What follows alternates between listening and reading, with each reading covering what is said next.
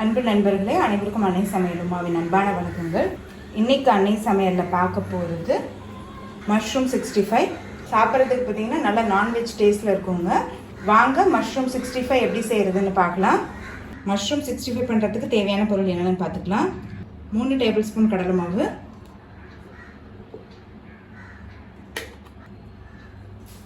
2 table spoon அரிசி மாவு,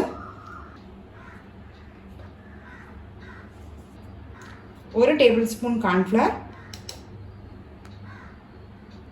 1 table spoon maida, 1/2 teaspoon இஞ்சி பூண்டு விழுது,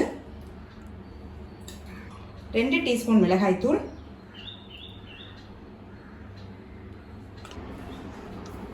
1 டீஸ்பூன் காஷ்மீரி மிளகாய்த்தூள்,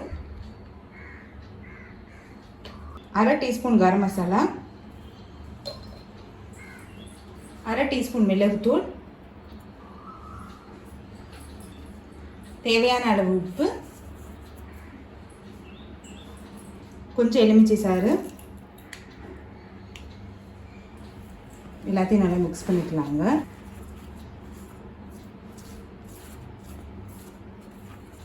கொஞ்சமாக ஃபுட் கலர் சேர்த்துக்கலாங்க.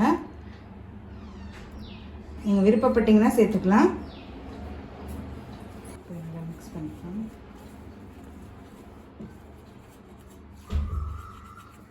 கட்டி இல்லாமல் நல்லா உடச்சி விட்டுருங்க.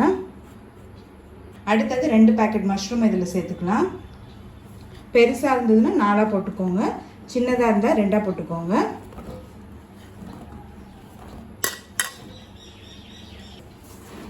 நல்லா மிக்ஸ் பண்ணிக்கலாங்க.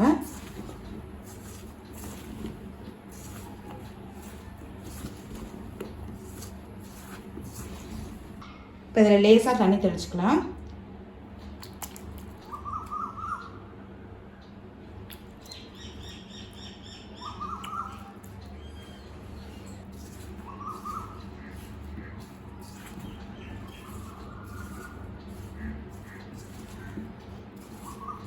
கொஞ்சம் கொஞ்சமாக தண்ணி சேருங்க. மஷ்ரூம்லேருந்தே நல்லா தண்ணி விடும்.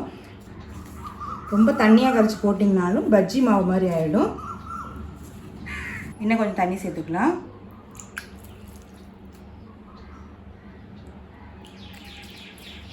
மஷ்ரூமில் இந்த மாவு கோட்டாகிற மாதிரி பார்த்துக்கோங்க.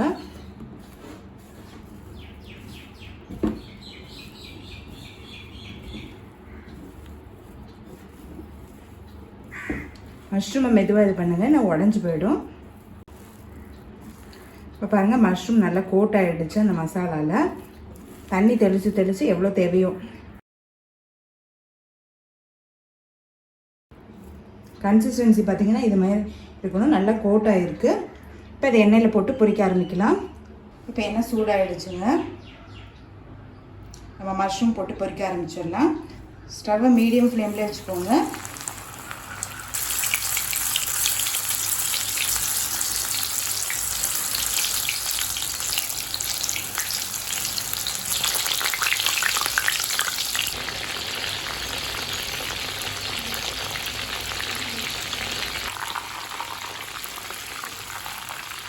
நல்லா சத்தம் அடங்கினோன்னு எடுத்துடலாம்.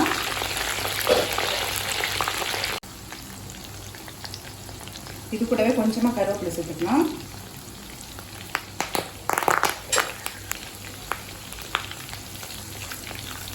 நல்லா வாசனையாக இருக்குங்க கருவேப்பிலையோடு இது பண்ணும்போது. இப்போ கலர் பாருங்கள் நல்லாவே மாறிடுச்சு.